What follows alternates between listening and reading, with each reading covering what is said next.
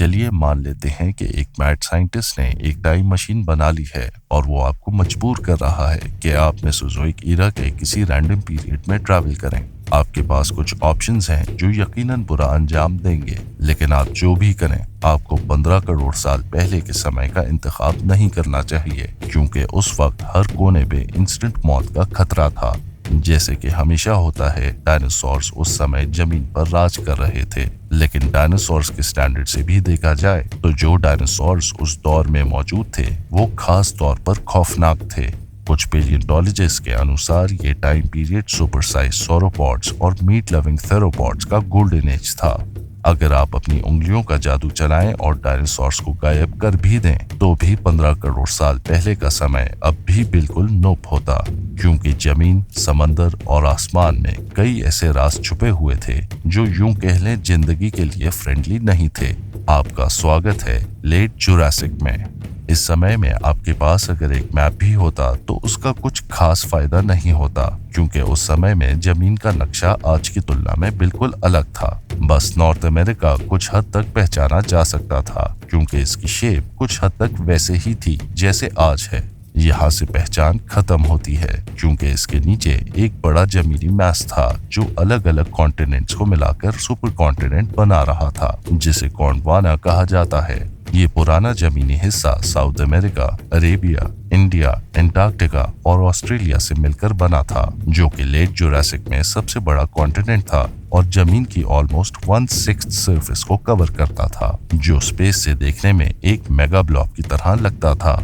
हैरानी की बात यह है कि गोंडवाना भी उस समय का सबसे अजीब लुकिंग कॉन्टिनेंट नहीं था। वो खास टाइटल लॉरेशिया के पास था, जो यूरोप, ग्रीनलैंड और एशिया के कुछ हिस्सों से मिलकर बना था। यह हिस्सा बाकी जमीन से फर्क था, क्योंकि ये शैलो वाटर से पूरा कवर्ड था, जो जमीन को छोटे छोटे आइलैंड्स में स्प्लिट कर रहा था, और इसके कारण आज के देशों का एरिया छोटा था। यूरोप खासकर एक आइलैंड पैराडाइज था, जो बिल्कुल भी आज के यूरोप से नहीं मिलता था। इसकी लोकेशन भी काफी फर्क थी और नॉर्थ अमेरिका के करीब था। वहीं चाइना उस समय ईरान और तुर्की के बिल्कुल पास था, लेकिन इंडिया से दूर था। ये बात तो साफ है कि उस वक्त की ज्योग्राफी काफी कंफ्यूजिंग थी, लेकिन लेट जुरासिक की ओशनोग्राफी उतनी मुश्किल नहीं थी, क्योंकि सिर्फ दो बड़ी वाटर बॉडीज थीं, पैसिफिक और टेथिस ओशन। टेथिस एक पुरानी ओशन थी जो लगभग 10 करोड़ साल पहले ही बनी थी। ये ईस्टर्न हेमिस्फेयर को कवर करती थी और रीसेंट टेक्टोनिक एक्टिविटी की वजह से इसका सी लेवल ऊपर हो गया था, जिसने लॉरेशिया के बड़े हिस्सों को पानी में डुबो दिया था। लेकिन फिर भी ये छोटी थी, 50 मिलियन साल पुरानी पैसिफिक ओशन की तुलना में, जो वेस्टर्न हेमिस्फेयर में डोमिनेट कर रही थी और समय के साथ और भी एक्सपैंड करती गई। लेट जुरासिक में एक और वाटर बॉडी की इमर्जेंस हुई, जिसको आज के समय में हम अटलांटिक ओशन कहते हैं। उस समय ये एक सी के जैसी थी और लगभग पूरी तरह से जमीन से घिरी हुई थी। अटलांटिक का टेम्परेचर भी आज की तुलना में बिल्कुल फर्क था, क्योंकि ये रिमार्केबल तौर पर ज्यादा गर्म थी और ये एक वर्ल्ड वाइड ट्रेंड था। सी वाटर का एवरेज टेम्परेचर 32.1 सेल्सियस यानी 90 फ़ारेनहाइट तक था, जो आज के मुकाबले में 25% ज्यादा था। पैसिफिक के सबसे गहरे पार्ट्स में भी टेम्परेचर काफी गर्म था, लगभग 17 डिग्री सेल्सियस या 63 डिग्री फ़ारेनहाइट, जो टैप वाटर जैसा लगता है।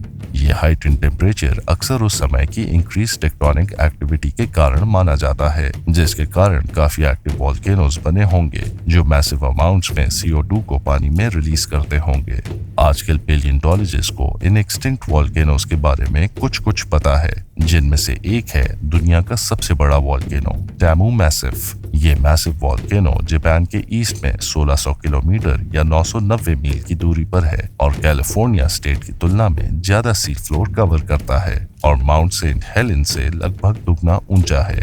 अपनी एक्टिव लाइफ के दौरान टैमू मैसिव ने ओशंस को और एसिडिक बनाया होगा और एटमॉस्फेयर को गर्म किया होगा, जिससे लैंड पर भी ज्यादा गर्म कंडीशंस बन गई होंगी।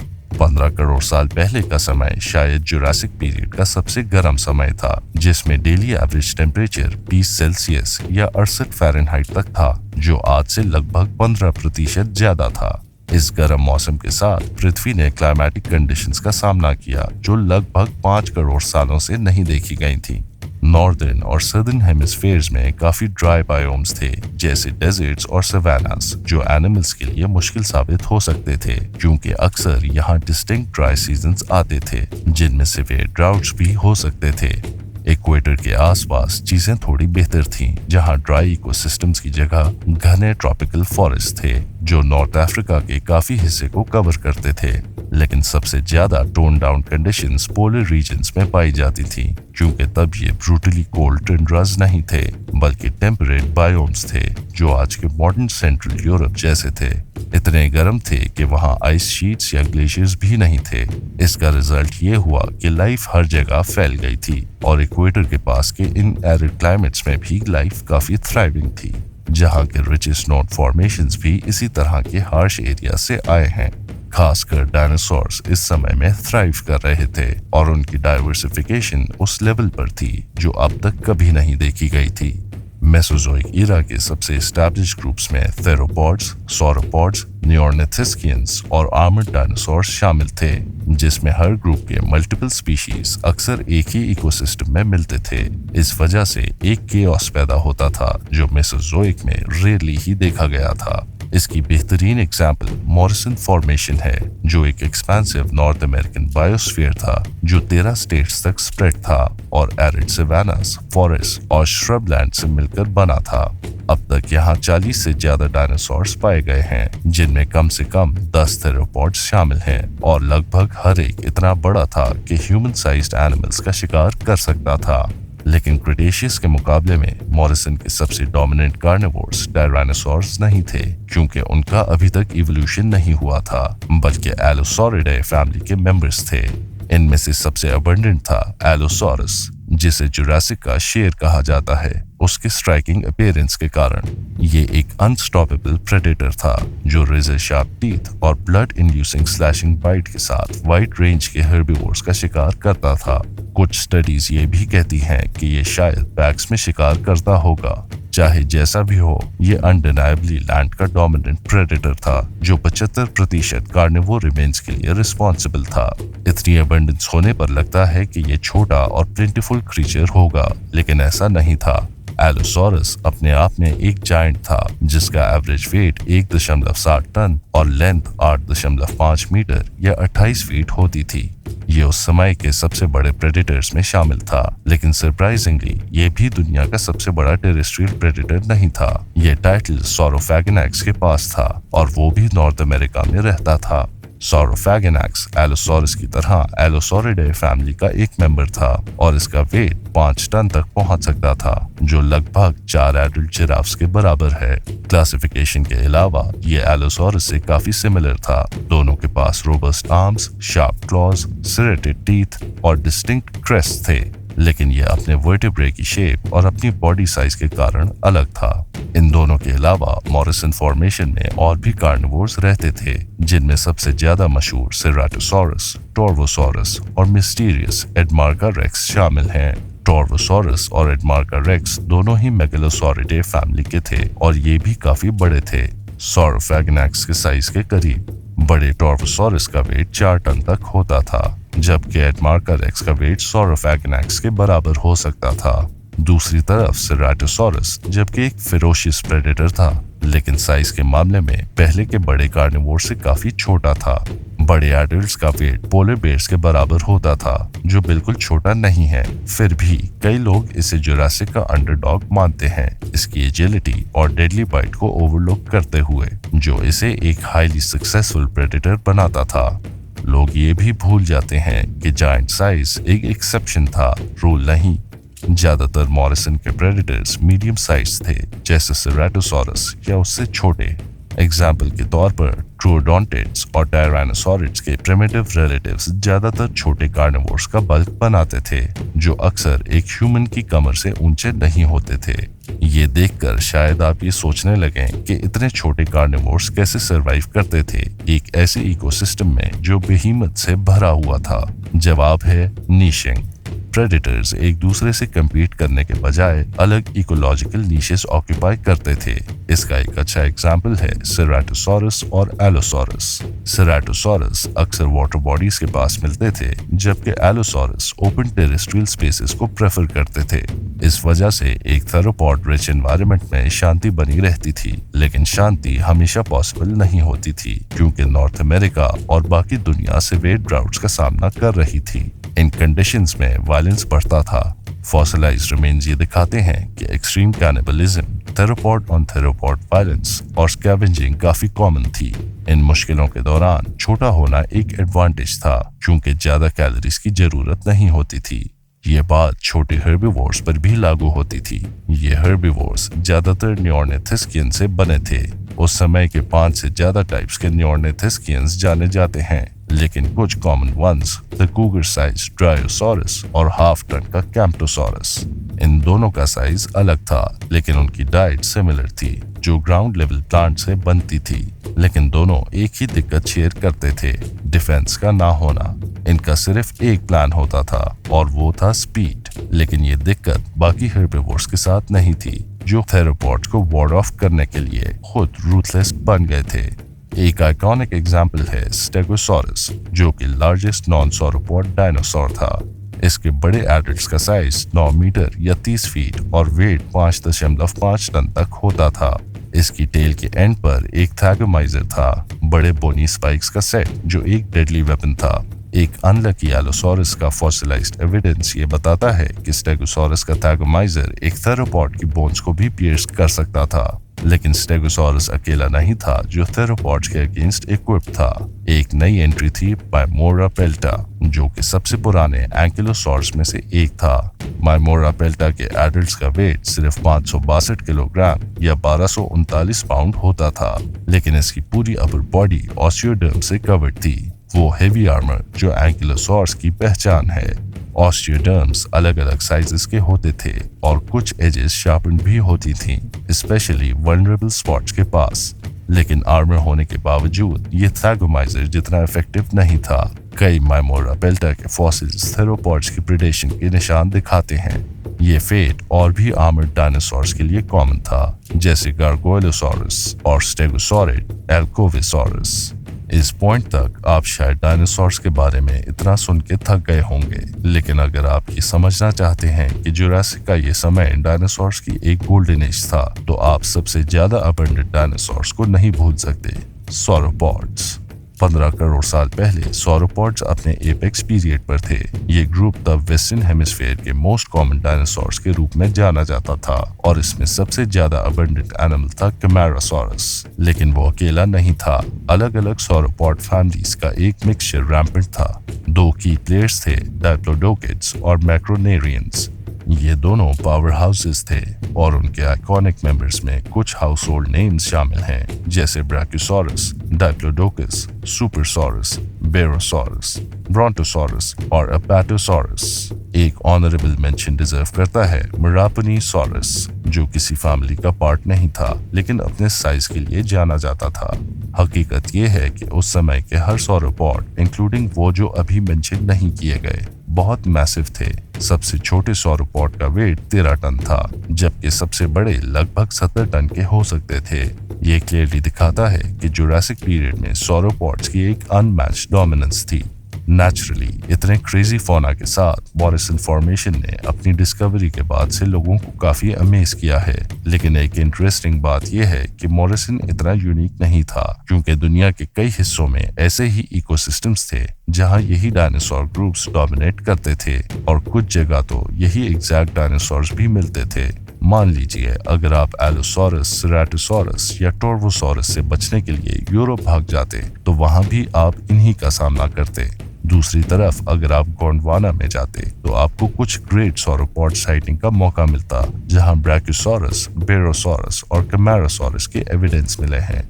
और जो डायनासोर्स अलग लैंड मैसेस के यूनिक थे, वो भी मॉरिसन के ट्रेंड्स को फॉलो करते दिखते हैं। कई के काउंटर पार्ट्स दुनिया भर में थे। फॉर एग्जाम्पल, टांजानिया में टाइटैनिक जिराफ टाइटन था, जो इकोलॉजिकल रोल में ब्रैकियोसॉरस जैसा था। इसी तरह टांजानिया में कैंट्रोसॉरस भी था, जो स्टेगोसॉरस का क्लोज रिलेटिव था और स्टेगोसॉरियन काउंटरपार्ट के रूप में जाना जाता है। यूरोप में भी ऐसा ही सीन था, जहां ओशियानोटाइटन जैसे सॉरोपॉड्स और डिसेंट्रोरस जैसे स्टेगोसॉरस टाइप डायनासोर्स पाए गए हैं, लेकिन गोंडवाना और यूरोप नॉर्थ अमेरिका से एक जगह अलग थे। यहाँ एक नई थेरोपॉड फैमिली की इमर्जेंस हुई थी, जो अभी तक नॉर्थ अमेरिका या किसी और जगह नहीं देखी गई थी, और वो थे कार्कोरेडोंटोसॉरिडे। ये theropod family high neural spines, proportionally बड़े आर्म्स और लंबी नैरो स्कल्स के लिए जाने जाते हैं। इस फैमिली का सबसे पहला और सबसे पुराना मेंबर विटेरोप्रिस्टिसॉरस था, जो टांजानिया में रहता था और 1.65 टन तक वे करता था।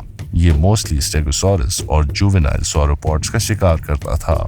स्ट्रेंजली, चाइना में, जो यूरोप से ज्यादा दूर नहीं था, कार्कोरेडोंटोसॉरिडे नहीं मिले, लेकिन यहाँ उनका अपना एक यूनिक एपेक्स प्रेडेटर था, यांगचुआनोसॉरस। ये भी एक मॉन्स्टरस थेरोपॉड था, जो लगभग सबसे बड़े टॉर्वोसॉरस जितना लंबा था, और इसका वेट 3.4 टन तक जा सकता था, जो इसे एशिया का सबसे बड़ा प्रेडेटर बनाता था। दूर से देखने पर आप इसे एलोसॉरस का एक बड़ा वर्जन समझ सकते हैं, क्योंकि ये दोनों क्लोजली रिलेटेड हैं और इनमें काफी सिमिलैरिटीज हैं, लेकिन ये एक ही फैमिली के नहीं थे। यांगचुआनोसॉरस एलोसॉरिडे का मेंबर नहीं था, बल्कि ये मेट्रियोकैंथोसॉरिड फैमिली का था। ग्रीक में इसका मतलब होता है मॉडरेटली स्पाइन्ड लिजर्ड, और ये इस ग्रुप का डिफाइनिंग ट्रेट था। यांगचुआनोसॉरस की यूनिकनेस के अलावा एशिया बाकी दुनिया जैसा ही था, जहां वही 4 मेन डायनासोर ग्रुप्स डोमिनेट करते थे और इनकी मल्टीपल स्पीशीज मिलती थीं। कुछ वेल नोन स्पीशीज जो उस टाइम चाइना में रहती थी, उनमें मेमिंचीसॉरस, यिंगशानोसॉरस, डायनोसॉरस और लिशियानोसॉरस थे। सिर्फ डायनासोर्स ही नहीं, बल्कि लेट जुरासिक में कई ऐसे नॉन डायनासोर क्रीचर्स भी थे जो आपको हैरान कर देते थे। इनमें सबसे डोमिनेंट थे क्रोकोडाइलोफॉर्म्स। डायनासोर्स की तरह ये भी अलग अलग साइजेस और हैबिटेट्स में मिलते थे, लेकिन इनका साइज आमतौर पर छोटा होता था। ज्यादातर जैसे कि एम्फिकॉटिलस सेमी एक्वाटिक क्रीचर्स थे, जो मछलियों, एम्फीबियंस और कछुओं का शिकार करते थे, लेकिन कुछ क्रॉक्स फुली टेरेस्ट्रियल भी थे और काफी नाइटमेरिश लगते थे, जैसे हैलपस, जिसके पतले और स्लेंडर लिम्स इसे एक अजीब और अनसेटलिंग अपीयरेंस देते थे। लेकिन चिंता की बात नहीं थी, क्योंकि हैलपस एक छोटा क्रीचर था जो रेयरली एक फुट से ऊपर होता था और ज्यादातर इंसेक्ट्स और छोटी प्रे पर डिपेंड करता था। बाकी टेरेस्ट्रियल क्रॉक्स भी काफी छोटे होते थे, जो डायनासोर्स की शैडो में रहने की वजह से साइज में बड़े नहीं हो सकते थे।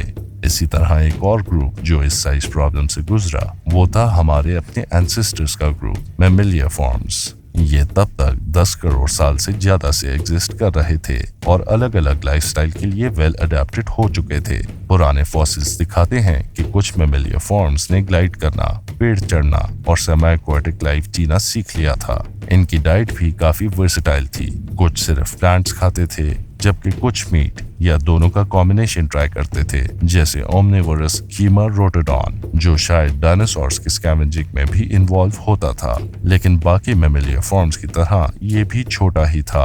आमतौर पर ये एक छोटी श्रू जितने बड़े होते थे, जो इन टाइटन्स के बीच में इजीली अननोटिस रह जाते थे। फिर भी एक ग्रुप था जो जायंट तो नहीं था, लेकिन उन्हें मिस करना मुश्किल था, टेरोसॉर्स। इन्होंने लगभग 8 करोड़ साल पहले स्काइस पर कंट्रोल एस्टैब्लिश कर लिया था और ज्यादातर बिना किसी चैलेंज के उड़ते थे। इंटरेस्टिंगली, इनकी पॉपुलेशन ज्यादा नहीं थी, क्योंकि इस टाइम पीरियड के सिर्फ कुछ फॉसिल्स ही मिले हैं। फिर भी इनकी बोन्स जियोलॉजिकली वाइड स्प्रेड हैं, जो दिखाता है कि इन्होंने दुनिया के एक बड़े हिस्से पर सक्सेसफुल कॉन्क्वेस्ट किया था। टिपिकली लेट जुरासिक टेरोसॉर्स ने मरीन और शोरलाइन हैबिटेट्स को पसंद किया, जहां वो मछलियों, इंसेक्ट्स, शेलफिश और कैरियन का शिकार करते थे। ये भी हाइपोथेसाइज किया गया है कि सबसे बड़े टेरोसॉर्स एक्टिवली कुछ टेरेस्ट्रियल क्रीचर्स का शिकार भी करते होंगे। सबसे बड़ा था लुसुगनाथस, जो यूरोप में रहता था और अपने साथ रहते टेरोसॉर्स के मुकाबले में एक लेवायथन था, जिसका एस्टिमेटेड विंग स्पैन 3.6 मीटर यानी 12 फीट था। इसके शार्प और सीधे दांत इसे शायद दूसरे टेरोसॉर्स का शिकार करने के काबिल भी बनाते थे, क्योंकि ज्यादातर टेरोसॉर्स इसके हाफ साइज के भी नहीं थे। किंग ऑफ द फ्लायर्स होने के बावजूद लूसिग्नाथस अकेला नहीं था, क्योंकि उस वक्त टेरोसॉर्स के साथ बर्ड लाइक डायनासोर्स ने भी उड़ना सीख लिया था। लेकिन उस जमाने में ये नॉवेल्टी थे और काफी रेयर। सिर्फ एक प्रकार का पता चला है स्पेसिफिक इरा से, आर्कियोप्टेरिक्स। ये डायनासोर पेलियोंटोलॉजी के लिए काफी मॉन्यूमेंटल है, क्योंकि ये सबसे पुराना नोन डायनासोर है जो पावर्ड फ्लाइट करने में केपेबल था। 165 मिलियन साल पहले के कुछ और कंटेंडर्स भी हैं जो इस टाइटल के लिए क्लेम करते हैं, लेकिन अभी तक पेलियोंटोलॉजिस्ट इन पुराने एनिमल्स की क्लासिफिकेशन पर अग्री नहीं कर पाए हैं। आर्कियोप्टेरिक्स अपनी फ्लाइंग एबिलिटीज का यूज करके छोटे प्रे जैसे रेप्टाइल्स और इंसेक्ट्स का शिकार करता था और प्रेडेटर से बचता था। ये एक छोटा क्रीचर था जो साइज में मॉडर्न दिन के एक मैगपाई के बराबर था। जब इतनी सारी लाइफ आपके आसपास और ऊपर हो तो आपको ये सुनकर शायद हैरानी नहीं होगी कि पानी के नीचे भी एक अलग दुनिया थी जिसमें कई क्रीचर्स रहते थे। लेकिन लैंड के क्रीचर्स के मुकाबले में जो ज्यादातर वंडरस थे, ओशंस और सीज में मोस्टली प्योर नाइटमेयर्स रहते थे, जैसे कि प्लीजियोसॉर्स। ये मरीन रेप्टाइल्स थे जो अपनी फ्लैट बॉडीज, शॉर्ट टेल्स और 4 फ्लिपर्स के लिए फेमस थे और दुनिया भर में मिलते थे। इनका साइज काफी वेरी करता था और इनमें से कई एपेक्स प्रेडेटर्स थे। सबसे टेरिफाइंग ग्रुप था प्लायोसॉर फैमिली। जब हम प्लीजियोसॉर्स की बात करते हैं तो ज्यादातर लोग उन्हें लॉन्ग नैरो नेक्स के साथ इमेजिन करते हैं, लेकिन प्लायोसॉर्स शॉर्ट नेक्स और बड़े मैसिव स्कल्स के साथ आते थे जो शार्प कोनिकल टीथ से भरे होते थे। ये इन्हें मीडियम और लार्ज साइज प्रे का शिकार करने में मदद करते थे।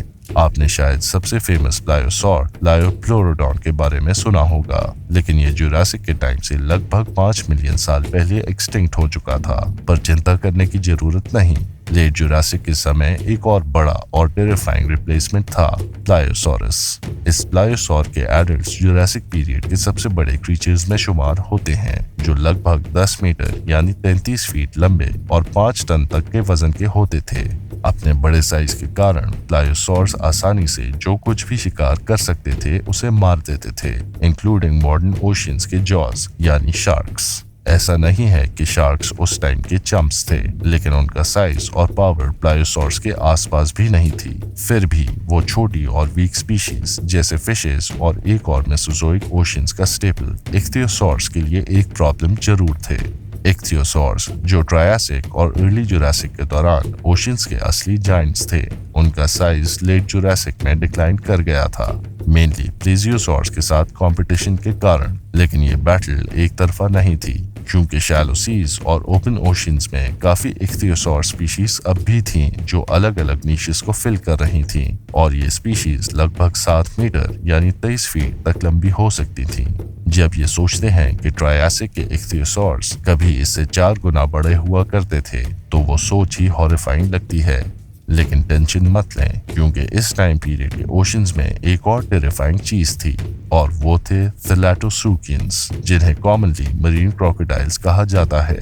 रियलिटी में ये ट्रू क्रोकोडाइल्स नहीं थे, बल्कि उनके प्रिमिटिव और दूर के रिलेटिव्स थे।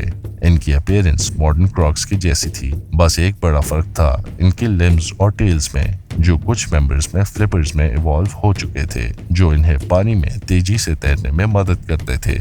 इन मरीन क्रॉक्स की ग्लोबल प्रेजेंस थी, और कुछ जगहों पर ये एपेक्स प्रेडेटर्स थे।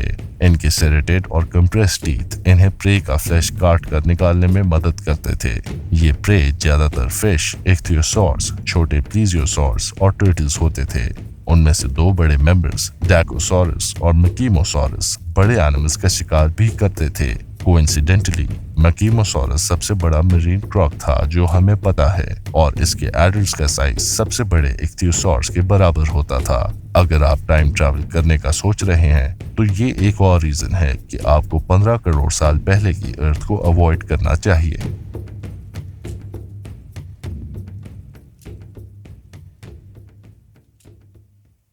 इस वीडियो को समाप्त करने से पहले मैं आप सबका धन्यवाद करना चाहूंगा। मैं उम्मीद करता हूं कि ये वीडियो आपको पसंद आई होगी। ये एक नया चैनल है, एक्सटिंक्ट जू का हिंदी अंश, और हम आपका समर्थन लाइक, कमेंट्स और सब्सक्रिप्शंस के रूप में प्राप्त करना चाहेंगे। बेल आइकॉन को दबाना मत भूलिएगा, ताकि हमारा अगला वीडियो अपलोड होने पर तुरंत आपको सूचित हो। एक बार फिर धन्यवाद।